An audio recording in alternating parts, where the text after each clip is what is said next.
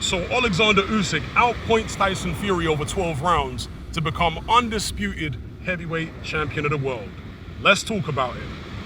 Well, every dog has its day.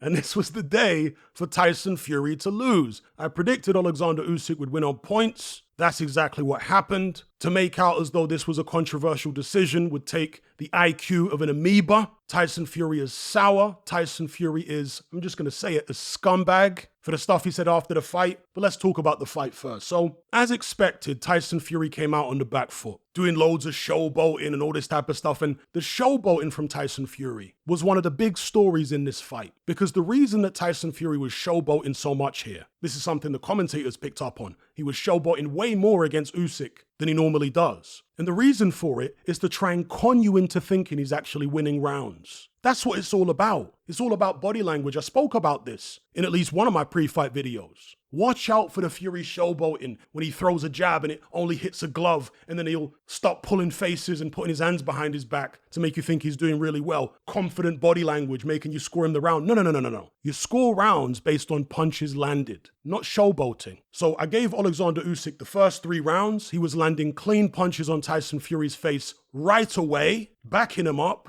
However, there was a portion of the fight which didn't go as I expected, and that was rounds 4 through to 6. Because I thought that Fury might make a sharp start, but then start to fade in the middle rounds. But it was actually Usyk who made the sharp start, and then Fury came on in 4, 5, and 6 with the body shots. I spoke about this in my Keys to Victory videos, that the right uppercut to the body could be a good shot for Fury, and it was. I gave Fury 4, 5, and 6. But Fury exerted a lot of energy in those rounds. And I said all along that he's never going to be able to outwork Alexander Usyk. That's just not going to happen. Usyk has incredible conditioning, and he came back in rounds 7, 8, and 9. Of course, round 9 was the most dramatic of the fight, where he dropped Tyson Fury. He had him all over the place. That's the most hurt I've ever seen him. Usyk put a barrage of shots together. Down the Gypsy King went. His bell got rung. His head got spun. His brains got scrambled like egg foo young.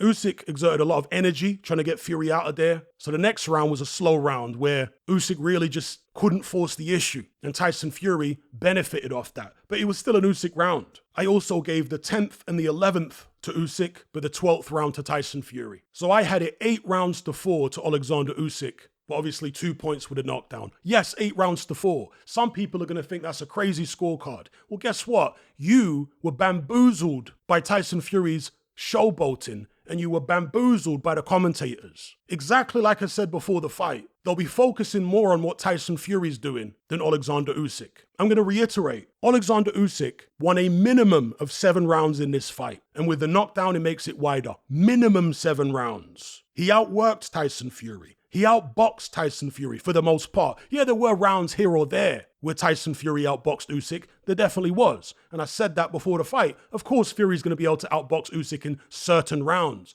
but not from start to finish over the course of 12. Never. The whole Fury team mugged themselves off. Acted like it was going to be easy. Tommy Fury saying that Tyson's the greatest to ever do it. Are you having a laugh? It's a shame that Usyk didn't manage to get Fury out of there and put all these idiotic Fury fanboys to bed for good. Because, of course, they're going to jump on what Tyson said after the fight, claiming he was robbed, claiming they only gave the decision to Usyk because of the conflict going on in his country, which is honestly one of the most scummy things that Tyson Fury's ever said. I was actually speaking to some people in the Element group before the fight, and they were asking how they think Tyson would take a defeat. And I said, I think he'll take it all right in the short term. Boy, was I wrong about that. I thought his dad John would be sour, but I didn't think Tyson would be sour. But of course, he very much was. The man is a scumbag. Him and his team, all of them, Spencer Brown, that leech, they've been conning boxing for years, taking Mickey Mouse fights, calling this guy the greatest of all time, calling him the greatest heavyweight in the world, and people were believing it. It got so bad that in the run-up to this fight, Paulie Malignaggi of all people, and I thought better of you, Paulie, was saying that Tyson Fury, at his best, might be the greatest heavyweight ever. Wash your mouth out with soap and water. Going into this fight, he'd had 6 world title fights, 3 against the same guy. How on earth does that qualify him to be the best heavyweight ever? Are you nuts? Yeah, Paulie got bamboozled, and I want to big up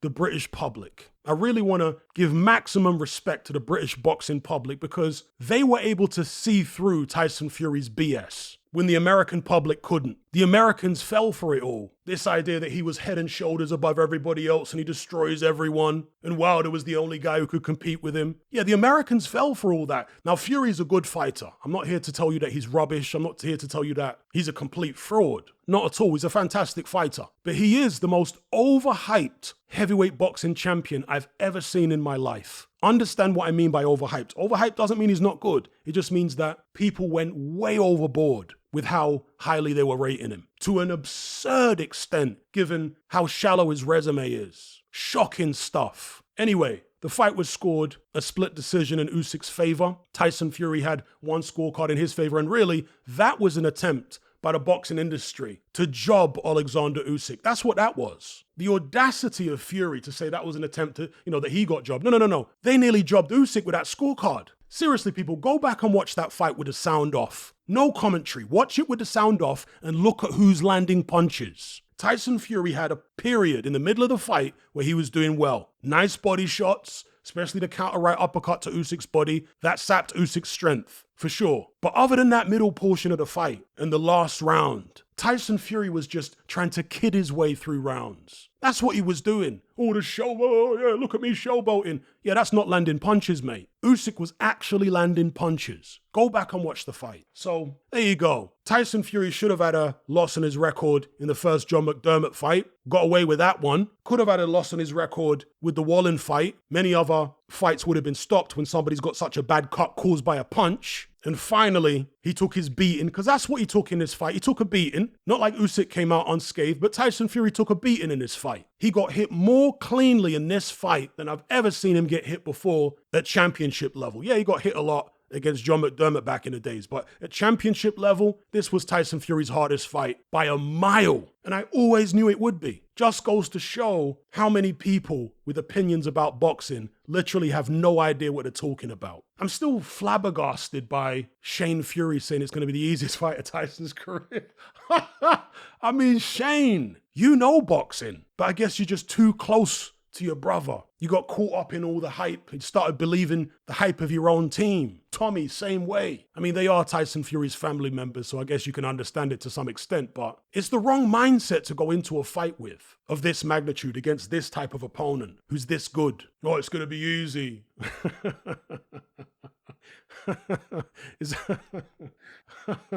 I would have loved to see Shane Fury and Tommy Fury's face in round 9. Easy, huh? Anyway, I'm all over the place in this video because it's an instant reaction. Justice was done. The right man won. Undisputed. There is a rematch. Fury says he's going to activate the rematch clause. He's going to be very angry, of course. And you know what? Usyk would be well within his rights to actually just retire and not even do the rematch. And you know why I say that? Not because I don't want to see the rematch, because it was a really good fight. That's one thing I forgot to say here. It was a really good fight. I'd love to see it again. But the reason I say that Usyk would be well within his rights to just retire and not give Fury the rematch is because Fury messed him around for 2 years. Usyk is 37 years old. He's not even as good as he was a couple years ago. Neither is Fury, to be fair, right? This was not vintage Tyson Fury. I'm not going to sit here and try to claim that it was. It wasn't. That wasn't vintage Fury. It also wasn't vintage Usyk, but Usyk has looked after his body better than Fury. But anyway, my point is, if Usyk just retired now, he'd be well within his rights, given the fact that Tyson Fury messed him around for 2 years. He has no moral obligation to this guy. He's got a legal obligation, contractually, yes. But if he retires, presumably then that's out the window. I'm not saying he should, but I certainly wouldn't blame him if he did, given the way Fury's behaved. And especially the stuff that Fury said after the fight. What a scumbag. So like I said at the start, every dog has its day. Tyson Fury had his here, long overdue. Yes, he's been a fantastic fighter over the years, but the way he's conducted business is so deceitful, so dishonest, that it actually hurts boxing. Tyson Fury and Deontay Wilder and their teams have done a tremendous amount of damage over the past 6 years to boxing because of all their antics, running around lying, freezing other champions out and trying to make out as though they're irrelevant, all this carry on. I once again want to commend the British public for seeing through Tyson Fury when the American public couldn't. They were totally bamboozled by him. I saw so many American boxers saying that Fury was going to win this fight easy. They still are stuck in the 1990s because that was the last time America was dominant in the heavyweight division. The mentality of American boxing fans hasn't caught up with the reality that they haven't been dominant in the heavyweight division for decades. So the fact that Tyson Fury went over to America and won some fights against Deontay Wilder, that doesn't mean that he's better than the European heavyweights who haven't won big fights in America, because America is not the home of heavyweight boxing. Hasn't been since the 90s, folks. American boxing fans, you need to catch up. Hopefully this will allow you to catch up and realize that this Fury guy's been bamboozling you. Americans like to think they're so wise. You're not that wise. You're out here looking for Eddie Hearn and saying that he's a snake. No, the biggest snake is Tyson Fury and his whole team. They're all snakes. They had you hypnotized like the snake in the Jungle Book, with the swirling eyes.